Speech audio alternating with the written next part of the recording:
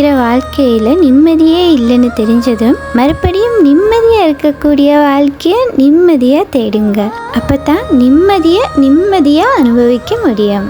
ஏனென்றால் நிம்மதியே இல்லாமல் கஷ்டப்பட்டு தினமும் கண்ணீர் விட்ட கசப்பான அந்த வாழ்க்கையை இப்போ நிம்மதியாக வாழ்ந்து வர வாழ்க்கையில் நினைவுக்கு கூட வராது. அப்போ தான் நிம்மதி உள்ள வாழ்க்கையில் வாழ்றீங்கன்ற அர்த்தமும் கூட. இந்த உலகத்தில் எல்லாரும் தேடி அலைகிற ஒரே ஒரு விஷயம்தான் நிம்மதியாக வாழ்கிற ஒரு வாழ்க்கை நமக்கு அமையாதான்னு.